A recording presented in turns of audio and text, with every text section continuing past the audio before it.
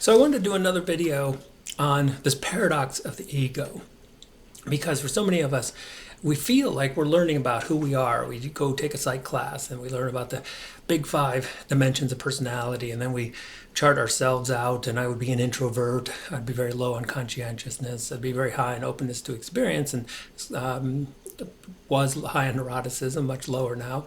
But anyway, we would take a look at all these and say that this is our personality, and then it feels like we know who we are.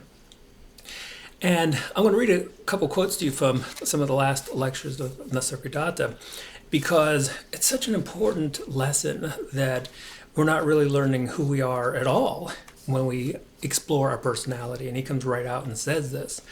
So it is the Atman, not the personality, that is drawn to spirituality. And that phrase Atman is about as close as you can get to what us in the West would call soul.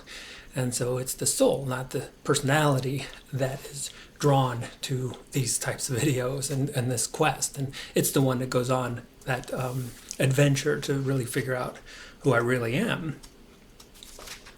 Let's see here, another quote.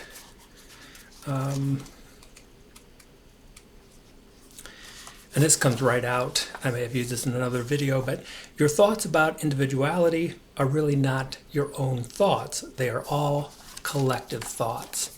And so I think this is one of the most important pointers I can share with people, that when we go on this trip and we're trying to figure out who we are, and we say, well, let me take a psych class, and then you figure out your personality traits, or you figure your tendencies. And psychology has so many different ways to describe personality. It's an entire field. And it feels like we know who we are. And Freud, of course, had people go deep into their stories. And the deeper they would go into the stories, the deeper they felt they knew who they are. And what Nisargadatta is sharing with us is that this is all an illusion. You're not your personality. You're not the words that you use. You're not the thoughts that you're having. And so we can end the video with a very simple practice. So exploring who you are without words and without thoughts.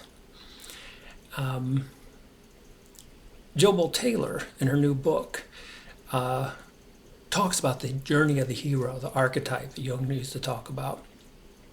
And it is an adventure from going to who we think we are, but that's part of the collective, to our true individual self, which again can't be talked about, and I can't express it to you in thoughts, because thoughts are part of the collective. But spend a little time on this. Go on a little bit of an adventure, the hero's adventure, and consider who you would be without thoughts. Who are you without words?